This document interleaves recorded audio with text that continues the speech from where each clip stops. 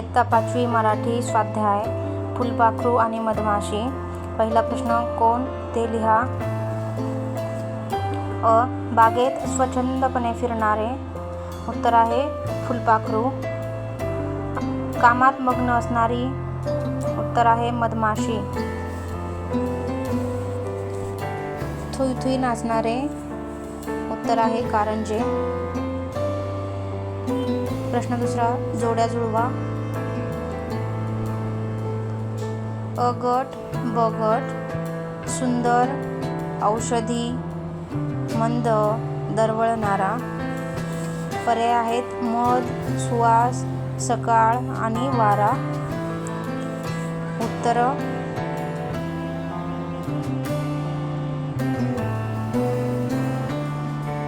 एक, सुंदर, सकाळ, औषधी, मध, मंद, वारा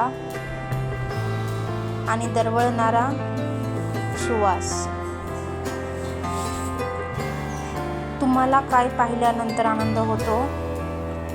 उत्तर आहे सकाळी बागेत गेल्यावर सूर्याची कोवळी किरणे गवतावर पडून त्यावरील पाणी म्हणजे दवबिंदू जेव्हा चमकताना दिसतात तेव्हा त्याने मनाला आनंद होतो. मंद वाऱ्याच्या झुळकीबरोबर डोलणारी फुलझाडं व त्यावरील कळ्या फुले पाहून मन आनंदित होते. विविध प्रकारची फुलपाखरे सुंदर फुलांवर उडताना पाहिल्यावर मन सुखावते. सकाळच्या अशा अनुभवाने मनाला आनंद होतो व मन प्रसन्न होते. एक, मध यासारखे पाठात आलेले शब्द लिहा. उत्तर आहे बघ, पण, धन, तर, मन. खालील शब्दांना 10 शब्द जोडा व नवीन शब्द तयार करा. माल, मालदार. चमक, चमकदार. दुकान, दुकानदार. चोप, चोपदार. भाल, भालदार. खास, खासदार. आम, आमदार. गमती, गमतीदार.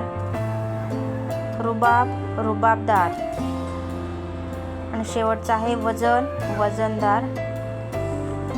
पुढील प्रश्न आहे खालील शब्दांना पणा शब्द जोडून नवीन शब्द बनले आहेत. वाचा, शब्द वापरून वाक्य लिहा. चांगुलपणा, मोठेपणा, लहानपणा, वेगळेपणा. मोकळेपणा, सोपेपणा, कठीणपणा. वाचा आणि लक्षात ठेवा. फुलपाखरे नाजूक असतात. त्यांना पकडू नका. इजा करू नका. कुंडीवरील शब्दांचे विरुद्धार्थी शब्द पानांवर आहेत.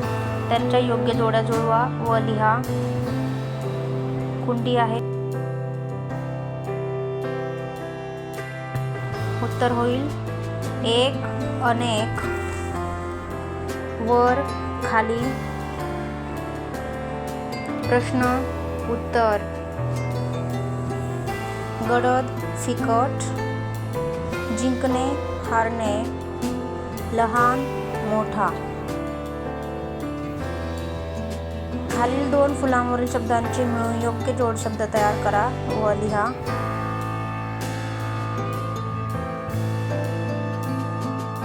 उत्तर होईल पुरणपोळी, गोडधोड, गोरगरीब. खाऊन पिऊन, इकडे तिकडे, काम धाम. काही समानार्थी शब्द सकाळ, प्रभात. बाग, उद्यान, उपवन. सुवास, सुगंध. मंद, हळू. मजा, मौज. मध, मकरंद. मन, चित्त. सवड, वेळ. विरुद्धार्थी शब्द मोठेपणा, क्षुद्रपणा. चांगुलपणा, वाईटपणा. सुख, दुःख. गुण, अवगुण. सुंदर, कुरूप, घाई, निवांत, शेवट, सुरुवात आणि खाली वर. वचन बदला. कारंजा, कारंजे, वारा, वारे, फांदी, फांद्या, मधमाशी, मधमाशा,